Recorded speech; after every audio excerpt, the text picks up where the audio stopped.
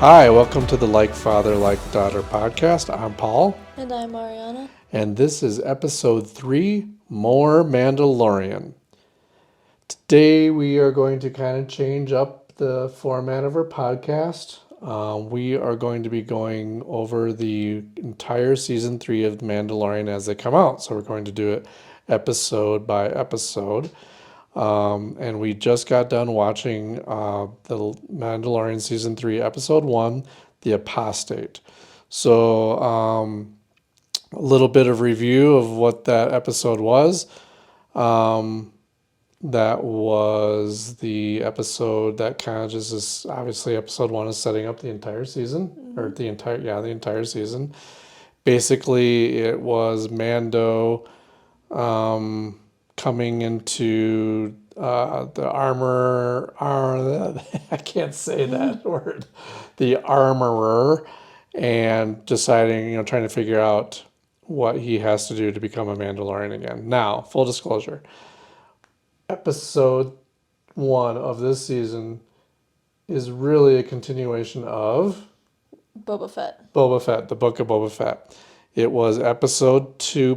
Basically, Boba Fett serves as episode 2.5 of The Mandalorian. Mm-hmm. So if you have not seen, I would highly recommend that you that you watch the book of Boba Fett. Regardless of whether you wanted to watch the book of Boba Fett, you kind of have to. You kind of have to be able to understand what's going on. Because it's just right off the bat, wow, okay. Yeah, you without watching that, you have no idea really why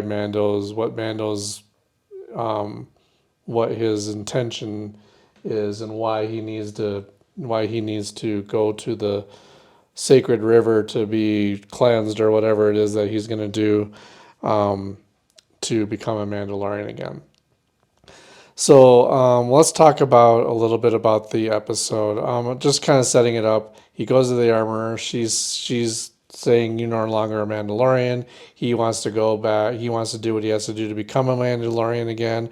And the reason he isn't a Mandalorian is because he took his helmet off, right? Mm-hmm. And you're not supposed to do that, which begs the question: how do they eat? But I don't know. So I think they can take their helmets off in private. They just can't show their faces to anyone else. Well, yeah, otherwise how would they eat or sleep? Or they just can't take their helmet off in front of people. So he has to go down to the sacred cave. I can't remember the name of it right now, but he has to go down to the sacred cave, and he has to bathe in the sacred waters or whatever, and then he'll become a Mandalorian again. The problem is that Mandalore, all those caves, those mines were destroyed by the Empire, right? Mm-hmm. So they're all destroyed. He can't even get to the caves, but he thinks he can. So he goes and he talks. She's like, "Well, this is the way. If you can do it, cool." Mm-hmm. Now he has Grogu with him. So again, watch Book of Boba Fett to figure out why he has Grogu with him, because Grogu was with Luke Skywalker the last time we saw him. So, and then he figures he's going to need some resources, right? So he goes to wherever Moff Kriega is. I think it's Moff Kriega. Not Moff Kriega. Krieger. Oh, boy. Again, me not having the right notes in front of me. Anyway, he goes to the city where Carl Weathers' character is. This is bad podcasting. I will just let everyone know that. And so he talks to him.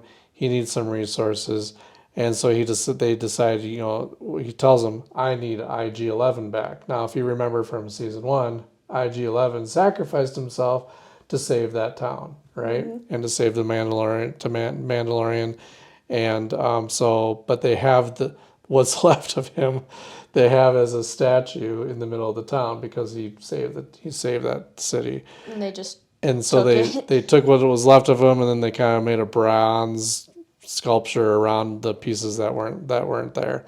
And so he's like, I need him, and they're like, what? There's nothing left of him, right? They work on trying to rebuild him. They get him started up again, and he's like in assassination mode. He's like, whoa, I'm gonna kill everybody, right? So they have to shoot him even more and put him down. And so now they try to rebuild him with the little droid tech dudes, the little tiny guys. I can't remember what they are. And then they're smaller than they're smaller than Grogu, so Grogu's kind of like petting them like they're pets, and he wants to take one of them with him. Anyway, they can't. Do you remember what happens after that? Because they can't get. They're like he has to get a chip, right? He has to get a new chip. Yeah, he has to get a new chip that it'll bring back a new memory circuit or something, right? He has to get a new memory circuit. All right, so and so that's what's happening. He goes back to where Bo-Katan's palace is, and she's kind of sitting there and kind of all Games of Thrones like, I was very interested by that scene because I'm like, she's just sitting there doing nothing, no one around her, and I was like, seems very.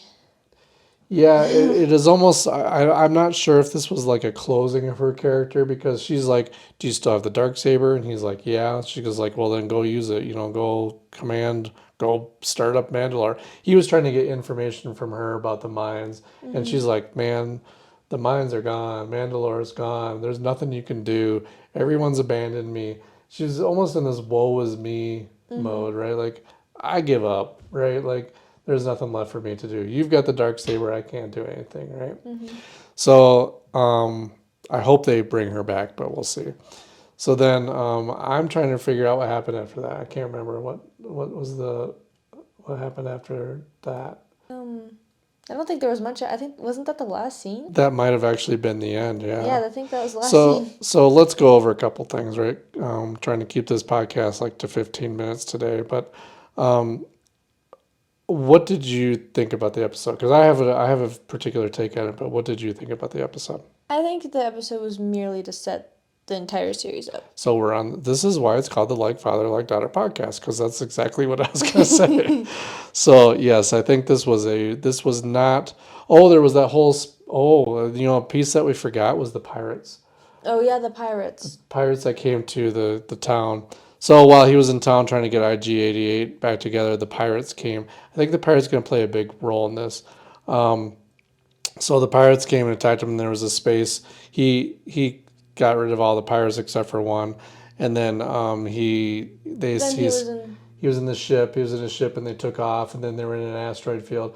Felt very much like Attack of the Clones when Boba Fett and Jango Fett were in the Slave One ship, and they were flying through all the asteroids, so it very much reminded me of that. Yeah.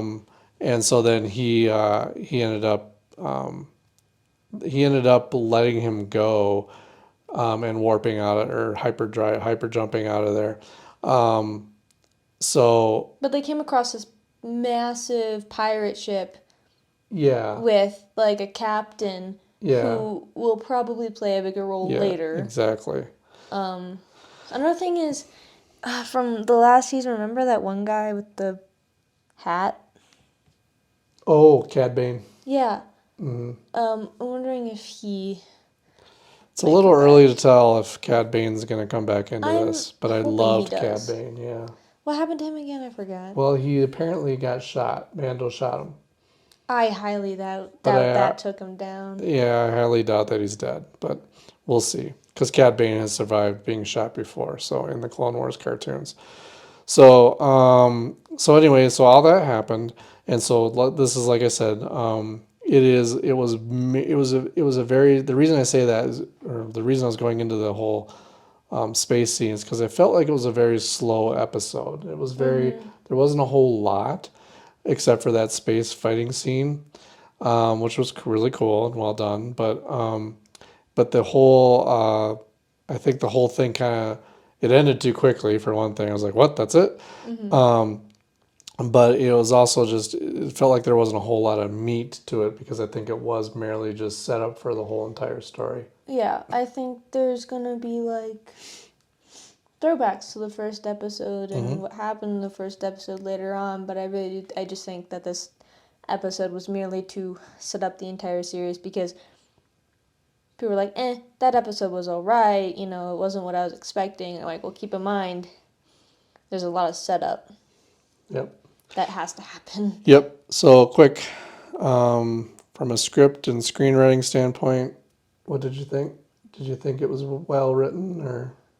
It was, like, when it comes to script and screen, and it's, in episodes, it's different, it's similar, but oftentimes either you have, throughout an episode you have the way it's supposed to be set up like a movie, like you go throughout the entire thing of each section you're supposed to do, or you can do multiple episodes leading up to that final climax. Mm-hmm. This was similar to movie script writing, was the setup Yeah. part of Okay. it. So this, yeah. So yeah, that's kind of what you got there. I was wondering if you were gonna get there. Yeah. But yeah, this was just the setup piece of like a script of a whole movie. If you Mm-hmm. think of this, think of like Star Trek, Strange New Worlds. Every episode is its own Episodic. story. It's episodic. Mandalorian is not episodic. It's a serial. Mm-hmm. And so It's a this serial. it's serial, Seril versus Cerel. However you spell serial. It's serial. Okay, so this is not something that you're used to. A term you're used to. Serial, serialized. 1, 2, 3, 4, 5. Serialized. Oh, you could have just said serialized, but all right. Okay. Anyway, it's a serial episode. It's serialized. Okay. So it's a series. Like, for an example, Next Generation was... No, Next Generation was up. Oh, serial. That was serialized. Yeah, it was serialized most of the time. Okay, I think we're confused because we said episodic and then serialized. Well, anyway, we'll fight on that off the podcast. Anyway, so this is more of one big story coming in. In each episode. Yeah, episodic would be what I'm trying to say. So set design. What do you think about set design? Sets and design. It was good. Yeah. When it comes to the Mandalorian, there's not... I like the cinematography. I know that that's not what you're talking about, but I think the cinematography is the main focus. And when it comes to the set, they're focusing on very, like, what it is supposed to be. Mm-hmm. But I liked, when he was in the town, and I liked the way that looked. It was very aesthetically pleasing to the eye. Mm-hmm. Colors were really good, and I liked the design of the pirate ship and the pirates themselves. They gave a very, like, Pirates of the Caribbean Yeah, I was just going to say look. they gave a very Pirates of the Caribbean in space. It really felt that way. I think that's what they were going for. Definitely. Cool. Mm-hmm. All right, so quickly, costumes. Oh, you kind of just touched on that. The pirates, I think, had really great costumes. The main captain of the pirate, he kind of had. Didn't he have like leafy like vegetation? Yeah, which... It really reminded me of Dead Man's. Yeah, it was... Yeah. I was like, that looks familiar. Very much like Davy Jones. Mm-hmm. Yeah. And then makeup really kind of falls into all that too. Now makeup's really hard when you're talking about the Mandalorian. It's not hard, but I mean everybody's in some sort of like costume, right? I mean it's intense makeup, and so if it isn't good, it's going to be noticeable. Well, there's a difference between makeup and special effects. Special effects is where the pirates come in and all that. When it comes to makeup, it's more like basic human characters or things like that. Yep, and I mean, for Mandalorian, there is no real makeup other than his helmet. So unless he takes his helmet off, which whatever, we don't see too much of that. Okay, and we've already pretty much already talked to the overall episode about the episode and the show. I liked it. Again, I thought I was like a little slow, not what I'm used to with the Mandalorian, but again, it took away from it that it was just set up like we had already mentioned. Yeah. So there's a lot more to come, obviously, with this, and I think it's just going to get bigger and bigger. I think as we go through the whole series and we have a podcast for each one, it's just going to get more and more interesting. And we probably won't go into all the categories of makeup unless there's something that really stands out to us, Yeah. But we'll probably just do more like, wow, this was cool about the episode, or wait, this didn't make sense, or oh my gosh, what's going to happen next? So we'll do kind of those kinds of things for the next few episodes. Mm-hmm. All right, I think that's it. Again, this is a little change for us. We're going to just do each episode of Mandalorian until it's over. You can reach us at lfldcast@gmail.com. If you want to message us, I'll get it right someday. And you can subscribe to this podcast on Google Podcasts or any one of your podcast feeds will find it now. So we're all over the place there, and you can reach out to us also on Facebook if you're on Facebook. So, yes. And, something that if you want to cut out, we can, but if you do want to message us, you can give us film item recommendations. Yes. Oh, thank you. That is a great idea. This is why I have her here. Well, that's not the only reason. But, yes, if you have film recommendations or even TV shows you want us to talk about, we'll put it in the queue. We've got a lot of things on the queue already, but we're willing to move things around. So if you've got something you want us to talk about and hear about, we're also going to have some guest speakers at some point too. So we're looking forward to that too. So, all right. Well, thanks for listening, and we will see you later. See ya. All right. Bye.